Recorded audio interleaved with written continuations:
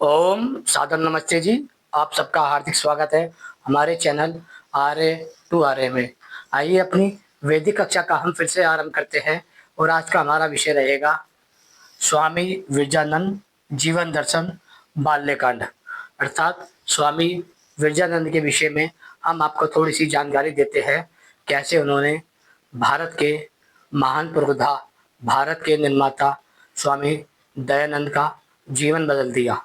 स्वामी दयानंद का जीवन कैसे बदला, ये हमने कई वीडियो में पिछले माध्यम से जाना है, लेकिन हम समझने का प्रयास करते हैं जिन्होंने स्वामी दयानंद का जीवन परिवर्तन किया वह कौन थे, कहाँ के रहने वाले थे, वह किस अवस्था में घर से निकले थे और वह किस अवस्था में कहाँ पहुँचे थे।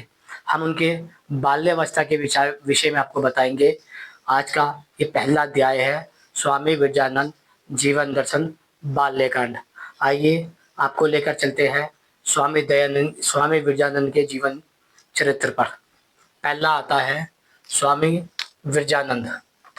स्वामी विरजानंद का जब हम जीवन पढ़ते हैं तो हमें उनका बाल्यपन का नाम मिलता है वृजलाल।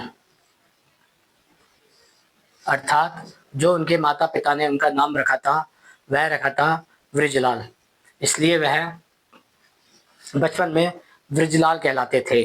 उनके पिता का नाम था नारायण दत्त और ये सब लोग पंजाब के रहने वाले थे। इसलिए भारत में एक राज्य है पंजाब, ये वहाँ के निवासी थे। इनके पिता का नाम था नारायण दत्त और इनके बचपन का नाम था वृजलाल। अर्थात बाल्य अवस्था थी जब उन्हें लोग जानते थे। उसी बाल्य अवस्था में 5 वर्ष की आयु में उन्हें चेचक का दुष्परिणाम ये हुआ कि उनकी आंखें चली गई। अर्थात वह 5 वर्ष की आयु में नेत्रहीन हो गए। 5 वर्ष की आयु में उनको ना ही ठीक से शब्दों का ज्ञान हुआ था और ना ही रंगों का। इसलिए स्वामी दयानंद के जीवन में जो बाल्य अवस्था थी, जो चेचक की अवस्था थी, चेचक के अंधविश्वास के कारण वह अलग अलग प्रकार के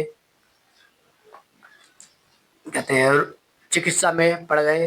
उनके पिताजी के कारण वह उनको ठीक इलाज ना दे सके, जिसके कारण वह 5 वर्ष की आयु में नेत्रहीन हो गए। उनको ना ही रंगों की पहचान हुई, ना ही सही शब्दों की। उस 5 वर्ष की आयु के बाद उनके पिता ने उनको शब्दों का ज्ञान देना आरंभ किया और वह लगभग 8 वर्ष की आयु तक शब्दों को ठीक से ग्रहण करने लगे।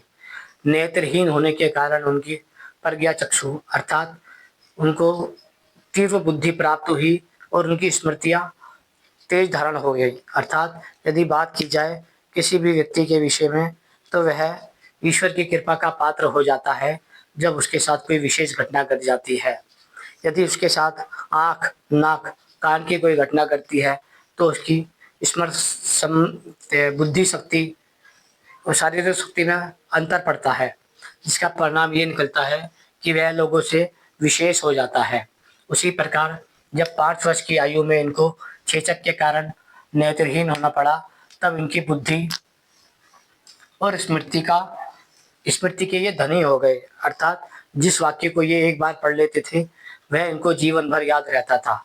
उसी कारण जिस दृष्टांत को ये समझ लेते थे वह उनको जीवन भर याद रहता था। इसलिए इनको तीव्र बुद्धि वाला और स्मृतियों का धनी कहा जाता था। अर्थात वह किसी भी प्रकार की बातों को तुरंत नहीं भूल जाते थे। फिर उसके बाद जब वह 11 वर्ष की आयु में आए तो 11 वर्ष की आयु तक उनके माता पिता उनके साथ रहे।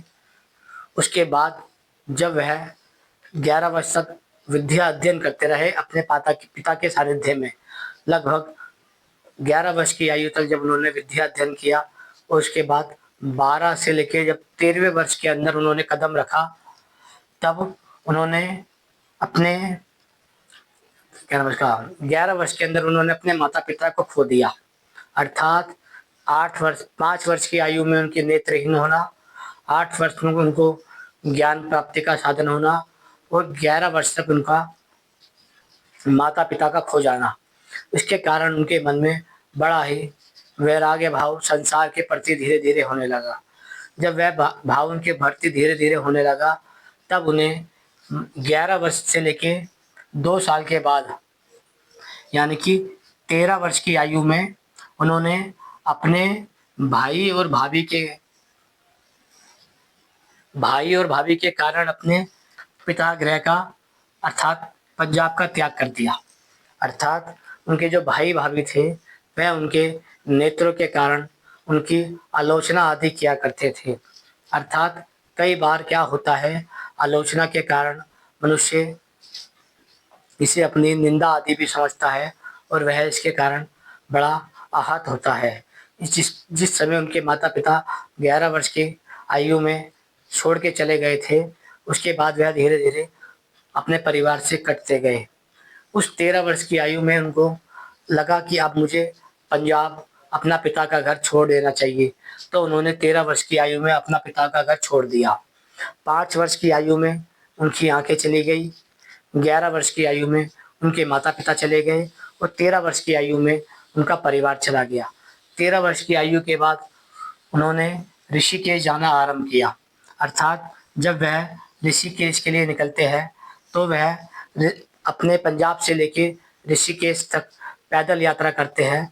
लगभग इसमें उनको 2 से ढाई वर्ष लगते हैं, जिसमें उनको पैदल चलना होता है और यह कठिन परिश्रम करना होता है कि मुझे ऋषिकेश की ओर जाना है।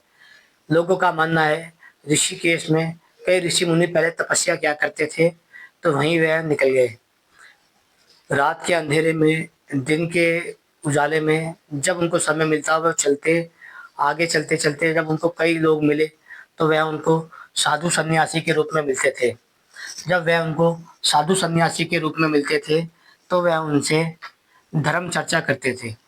अर्थात ये 2 वर्ष का समय उन्होंने बड़े कठिन परिश्रम के साथ घर से त्याग करके ऋषिकेश की ओर जाना ठीक समझा। जब हम कहते हैं कि वह जब धर्म चर्चा करते थे, तब वहाँ पर साधु सन्यासियों के कारण ही उन्हें धन, अन्न और वस्त्र आदि की व्यवस्था भी हो जाती थी, क्योंकि वह उनके साथ ही उनकी मंडली के रूप में आगे चलते रहते थे। लेकिन स्वामी विरजानंद ने इस बात का निश्चय कर लिया था कि मुझे ज्ञानी बनना है, अर्थात मुझे ज्ञानवान होना है। इसलिए वह निरंतर ही ज्ञान की प्राप्ति में लगे रहते थे। वह जब अपने घर से ऋषिकेश के लिए निकले, तो उनका मन बड़ा विचलित हो गया था, जबकि वह धीरे धीरे वैरागी हो रहे थे और मन अस्थिर होता जा रहा था। वह उसको नियंत्रित करना चाहते थे। तब उनको समझ आया कि मन को नियंत्रित करने का मात्र एक ही साधन है, उसे कहते हैं ईश्वर की उपासना, ध्यान, आराधना करना। तब उन्होंने संसार के बनाने वाले ओम की उपासना की, उनका ध्यान किया, उनकी आराधना चालू कर दी। अर्थात वह ईश्वर की स्तुति, प्रार्थना और उपासना करते थे। अर्थात वह मानते थे कि संसार का बनाने वाला न्यायकारी है, वह अद्भुत न्याय करने वाला है, उसके गुण उत्तम है, वही गुण हमें धारण करने चाहिए और जैसा वह है वैसे ही हमें उसके प्रति समर्पित का भाव रखना चाहिए। जब उन्होंने अपना मन अशांत देखा, तो उन्होंने ईश्वर की आराधना का आरंभ किया।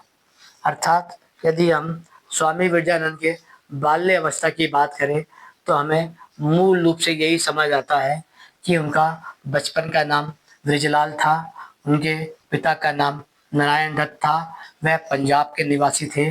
वह 5 वर्ष की आयु में चेचक के कारण नेत्रहीन हो गए थे। उनकी उनकी नेत्रहीन होने के बाद बुद्धि तीव्र हो गई थी, स्मृति तीव्र हो गई थी, जिसके कारण वह बुद्धि और तीव्र स्मृति के धनी हो गए थे। 11 वर्ष की आयु में उनके माता पिता ने शरीर त्याग कर दिया था और उसके बाद 13 वर्ष की आयु में स्वामी विरजानंद ने अपना घर त्याग कर दिया था। घर त्याग करने का कारण था भाई और भैया भाभी और भैया, जिसके कारण वह उनको घर त्याग करके चले गए। वह फिर ऋषिकेश की ओर निकले। ऋषिकेश की ओर जाते समय 2 से 2.5 साल का समय लगा। रास्ते में उनको साधु सन्यासी मिलते थे, जिनसे वह धर्म चर्चा करते थे। उसके बाद उनका मन विचलित हुआ, तो उन्होंने ईश्वर की आराधना का आरंभ किया, जिससे वह एक संयमी पुरुष के रूप में आगे की ओर बढ़ सके। अर्थात यह मुख्य रूप से स्वामी स्वामी विरजानंद का बाल्यकांड है, ले बाल्य अवस्था है। आगे हम आपको इनके विषय में, अलग अलग अवस्था के विषय में बताएंगे। आशा करते हैं ये विषय आपको समझ आया होगा। समझ आया है तो लाइक कर दीजिए। ओम नमस्ते जी।